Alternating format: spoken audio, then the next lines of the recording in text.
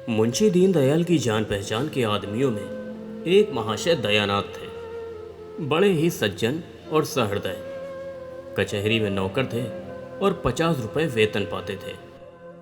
दीनदयाल को अदालत के कीड़े थे। दयानाथ को उनसे सैकड़ों बार ही काम पड़ चुका था। अगर चाहते तो हजारों रुपए वसूल करते, लेकिन कभी भी एक पैसे के भी रवादार नहीं हुए थे। कुछ दीनदयाल के साथ ही उनका ये सलूक न था, ये उनका स्वभाव था। ये बात भी नहीं थी कि वो बहुत ऊंचे आदर्शों के आदमी हो, पर रिश्वत को हराम समझते थे। शायद इसीलिए कि वो अपनी आंखों से इसके कुफल को देख चुके थे। किसी को जेल जाते देखा था, किसी को संतान से हाथ धोते, तो किसी को कुव्यसनों के पंजे में फंसते हुए। उन्हें ऐसी कोई मिसाल नहीं मिली कि जिसने रिश्वत लिया हो और वो चैन से जिंदगी जी रहा हो। उनकी ये दृढ़ धारणा हो गई थी कि हराम की कमाई हराम में ही जाती है, और ये बात वो कभी नहीं भूलते। इस जमाने में 50 रुपए की भुगत ही क्या, 5 आदमियों का पालन बड़ी मुश्किल से होता था। लड़के अच्छे कपड़ों को तरसते, स्त्री गहने को तरसती, लेकिन दयानाथ विचलित नहीं होते थे। बड़ा लड़का 2 ही महीने तक कॉलेज में रहने के बाद उसने पढ़ाई छोड़ दिया, और पिता ने साफ कह दिया कि मैं तुम्हारी डिग्री के लिए सबको भूखा और नंगा नहीं रख सकता।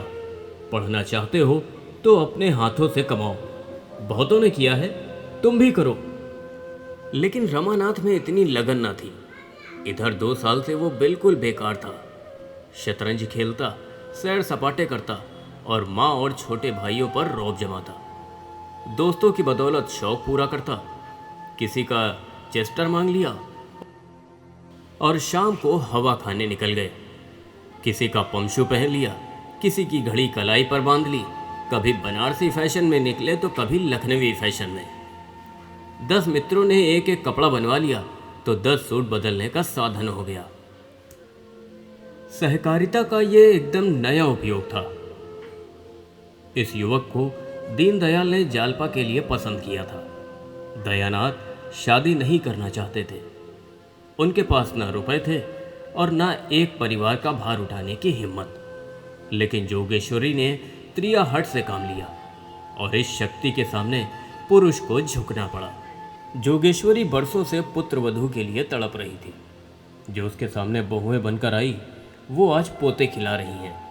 फिर उस दुखिया को कैसे धैर्य होता। वो कुछ निराश हो चली थी। ईश्वर से मनाती थी कि कहीं से बात आ जाए। दीनदयाल ने संदेश भेजा तो उसको आंखें से मिल गई। अगर कहीं ये शिकार हाथ से निकल गया तो फिर न जाने कितने दिनों तक और राह देखनी पड़े। कोई यहाँ क्यों आने लगा? ना ही धन है और ना ही जायदाद। लड़के पर कौन रिश्ता है? लोग तो धन देखते हैं। इसीलिए उसने इस अवसर पर सारी शक्ति लगा दी और उसकी विजय हुई। दयानाथ ने कहा, देखो भाई, तुम जानो और तुम्हारा काम, मुझ में समाई नहीं है। जो आदमी अपने पेट की फिक्र नहीं कर सकता, उसका विवाह करना तो मुझे अधर्म सा मालूम होता है। फिर रुपए की भी तो फिक्र है। 1000 तो टिमटिमा वाले ले जाएंगे, जोड़े और गहने के लिए अलग। तभी वो कानों पर हाथ रखकर बोले, ना बाबा ना, ये बोझ मेरे मान का नहीं। लेकिन जोगेश्वरी पर इन दलीलों का कोई असर नहीं हुआ। बोली, वो भी तो कुछ देंगे, लेकिन मैं उनसे मांगने थोड़ी ना जाऊंगा। तुम्हारे मांगने की जरूरत भी नहीं पड़ेगी, वो खुद ही देंगे। लड़की के ब्याह में पैसे का मुंह कोई नहीं देखता। हाँ, मजदूर चाहिए सो दीनदयाल पोढ़े आदमी हैं, और फिर यही एक संतान है, बचा कर रखेंगे तो आखिर किसके लिए? दयानाथ को अब कोई बात नहीं सूझी, केवल यही कहा, वो चाहे लाख दे दे, चाहे 1 ना दे, मैं मांगने नहीं जाऊंगा और ना कहूंगा कि मत दो। कर्जा मैं लेना नहीं चाहता, और लूं तो दूंगा किसके घर से? जोगेश्वरी ने इस बाधा को मानो हवा में उड़ा दिया और बोली, मुझे तो विश्वास है कि वो एक टीके में 1000 से कम नहीं देंगे। तुम्हारे टिमटिमे के लिए इतना बहुत है। गहनों का प्रबंध किसी सुनार से कर लेना। टीके में 1,000 देंगे तो क्या द्वार पर 1,000 भी नहीं देंगे? वही रुपए तुम सुनार को दे देना। 200-400 की बात रहे, वो धीरे धीरे चुका दिए जाएंगे। बच्चे के लिए कोई ना कोई द्वार तो खुलेगा ही। दयानाथ ने उपेक्षा भाव से कहा, खुल चुका। जिसे शतरंज और सैर सपाटे से फुर्सत ना मिले, उसे सभी द्वार बंद मिलेंगे। जोगेश्वरी को अपने विवाह की बात याद आई। दयानाथ भी तब गुलछर्रे ही उड़ाते थे, लेकिन उसके आते ही उन्हें 4 पैसे कमाने की फिक्र कैसे सर पर सवार हो गई थी। साल भर भी न बीत पाया था कि नौकर हो गए। बोली, बहू आ जाएगी तो उसकी भी आंखें खुलेंगी, देख लेना।